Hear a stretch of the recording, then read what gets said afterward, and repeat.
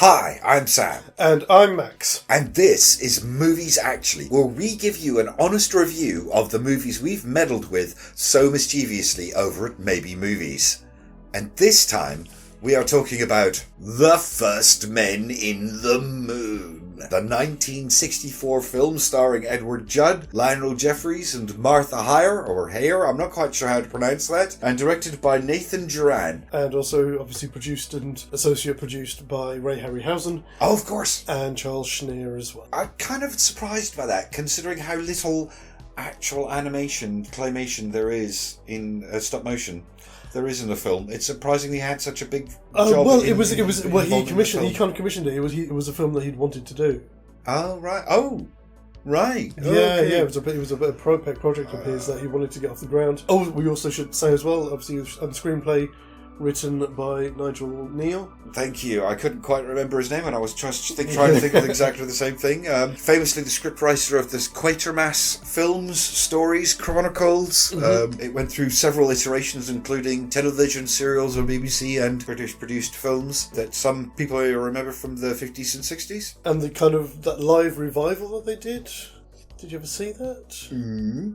No. They did a live TV event of. It was supposed to be the first Quatermass, and it was done. It had a cast of the BBC regulars, like David Tennant was in it, and loads of other people. Oh! You can get it on DVD. Got it. Right, so the first Quatermass story was the one that was set in the subway? No, that's Quatermass in the Pit. Ah, right. The first one is the one about, they used it again on the Twilight Zone, where the ship comes back. Oh, yes, that Yeah. one. Yeah, right, yeah, I know the one you mean. But, sorry, that's complete aside. Yeah, complete tangent there, sorry folks, getting carried away there. As I said, yeah, based on the screenplay by Nigel Neal from the novel by H.G. Wells, which was written in 1901. Ah, right, okay, one of his few stories to be predated rather than postdated. Yes, yeah. Yeah. Interesting. But it's, this one is a nice and easy one for me. I can't tell you the year, but I can tell you exactly where I was the first time I saw this.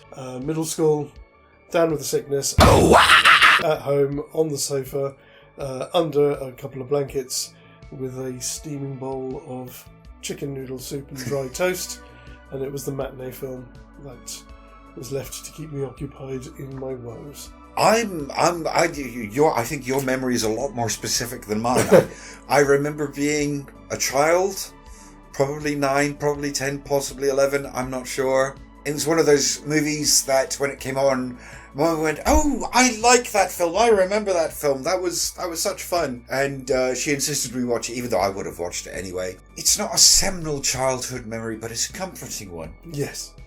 It's not like, Battle Beyond the Stars or something like that, where it was on at least once a year. Mm-hmm. But I saw it 2 or 3 times as a child. It was comforting. I mean, I always loved anything with Ray Harryhausen's work. Of course. Stop motion in general work I always loved as a kid anyway, so I found that very comforting. But the aesthetics of it...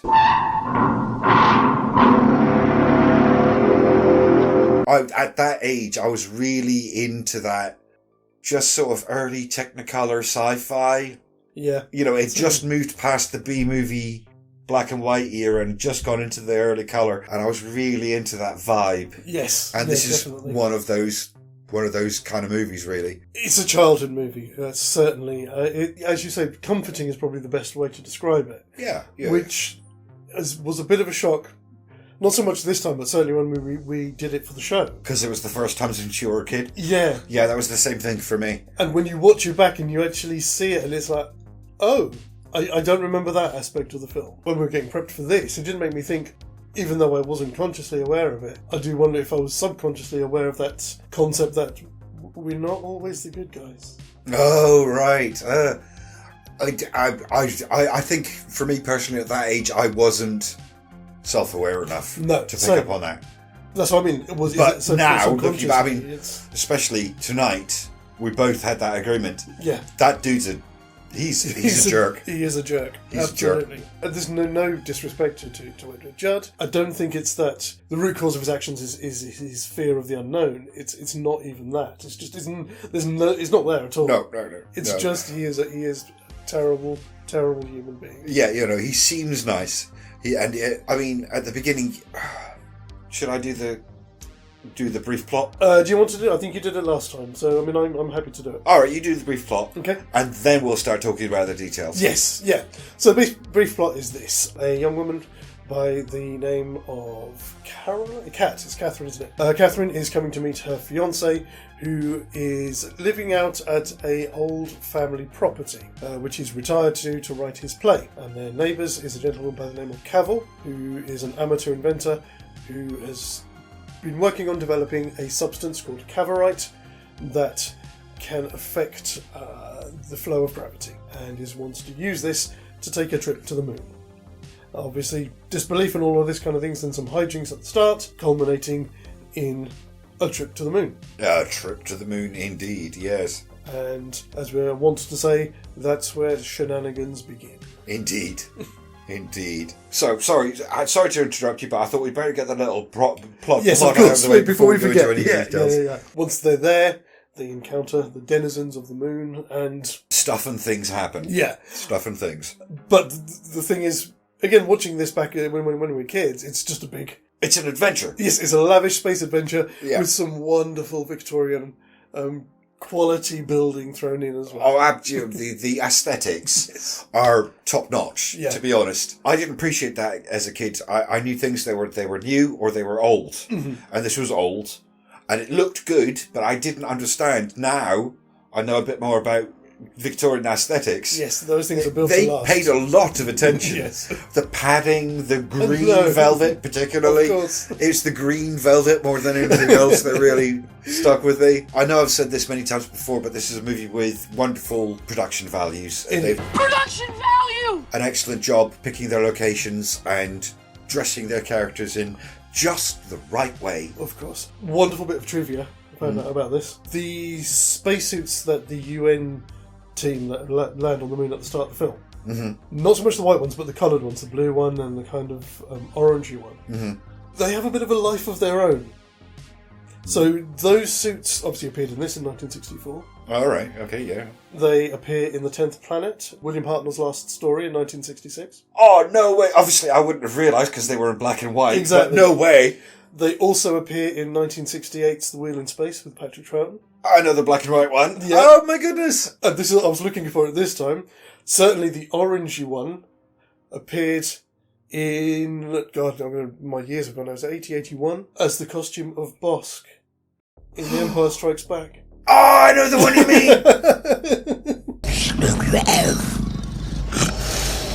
I never realised, folks. I never realised. What am I like? So there you go. You even get a bit of history of costume. But yes, just that notion that we're not always on the side of right was an interesting thing to include, because I know you said earlier that this is quite removed from the novel. I mean, I've not read it. I've not read loads and loads of H.G. Wells, but I've read The Time Machine, I've read The War of the Worlds, I've read a few of his short stories. And the one thing that I noticed about the fella is that he basically had no sense of humour.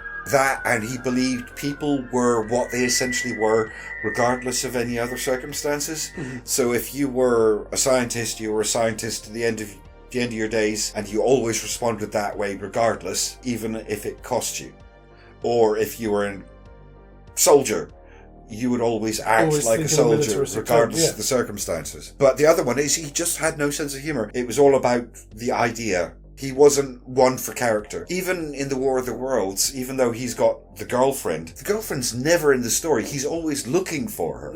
She's never actually there. He wasn't interested in that level of character. So all of the humour and interaction that you see, I'm sure 99% or maybe 90%, let's be honest, some of it must be really the characters, was invented for the film. It was created by Nigel Neal. Unfortunately, well, yes, others. it was invented for the film, but not by Nigel Neal. Oh no, that's right. You said someone came on. Yes, yeah, I think I did see it come up. I think it was someone like Jan Ward or somebody. But yes, they brought them in. A dialogue fixer sort of person. Yeah, to lighten the tone of the film. Yeah, that makes sense. Because they thought it was a bit dour. Yeah, because these aren't the types of characters H.G. Wells would have written. No, even if you don't know that, it doesn't do the film any detriment. Oh no, there's nothing wrong with it. I think, if anything, it makes the film better. H.G. Wells' stories tend to be dry when it comes to character. It's all about concept, and when you're watching a film, that's even worse. I mean, all those elements get accelerated and exaggerated, don't they? Yeah, it makes it a bit more of a chore to get through. But this is it's a wonderful romp. Yeah, a delightful little movie. Yes, and you should certainly check it out. Again, I've said this before, but if you're interested in the way things used to be done, this is one of those ones that does it. And also, because of the way the film is put together, it's not as glaringly obvious some of its technical flaws as you might find in other films. They hold up better. I mean, I think it did okay. I couldn't find any worldwide figures. It took about 1,650,000 in the US and Canada. Which wasn't huge, but it wasn't small either. And apparently it did well over here. In the 60s, that. I don't know. Yeah, I know. My mum remembers it and said it was a very popular film. Well, it was, largely entirely British cast? Almost entirely British? No. I think Martha is the only one who isn't British. Yeah. I don't know whether... No, yeah, she is an American actress, yeah. Yeah, that's right. So it's just, almost entirely... a British cast. Yeah. So of course it was going to be... to be honest, when I was a kid, I didn't know that it wasn't one of the Ealing Studios films. Okay, yeah. Because it had actors that I was familiar with in scenarios and situations that I was familiar with. I genuinely thought it was an Ealing Studios movie. And again, depending on which version you find, that version is pretty good. There's a really nice, about an hour-long documentary about Ray Harryhausen, about his life and stuff, mostly with interviews from him, which is really cool. You see, I think I've seen that, but that's because I've got the King Kong. Okay. And I think it's got the same documentary on there. More than likely. Yes, because he does say in there that's where it all started for Well, him. because King Kong was made by the guy that taught Harryhausen how to do his craft. Yes and no. Well, we said, it was that film that inspired him, and then when you got to meet him, and then you got to do some work for him, yeah. Exactly, yeah. It certainly gets... again, I'm trying to be more discerning. It's not two thumbs up. No, it's a big thumb up, definitely. It's a big thumb up. If you're into some retro stuff... Yes. It might even be worth 2 thumbs, but it's worth a watch. It's one of those stories that's never been remade, as far as I'm aware. It was redone. Oh? Mark Gatiss did a version of it in 2011 with him. I think he wrote it and he's in it. That would have been a BBC production? I thought it was, but I don't know if it is. All right, but a British production. Yeah, British production. Him, it's Rory Kinnear. I know Reece Shearsmith is in it as well, and a few other that crew. But okay. I never saw it because... as much as I appreciate what Gatiss does, from a certain point onwards, and that's about the period when it was made onwards, where a lot of the stuff that he does feels a bit soulless. It seems to stray a bit more into parody. The parody is subversive, if you know what I mean. Well, this is the thing. We might as well do it here, if anywhere else. Gatiss is indeed an aficionado of certain genres. Mm-hmm. I cannot deny this. However, I cannot agree that he truly understands everything he is an aficionado of. Yes. When it comes to his documentary style stuff, when he's talking about things, it's clear that he knows what he's talking about, he's experienced things, he's studied, he's done his research, he's done his time. But when he does his own work, he seems to subvert genres in ways that don't improve them.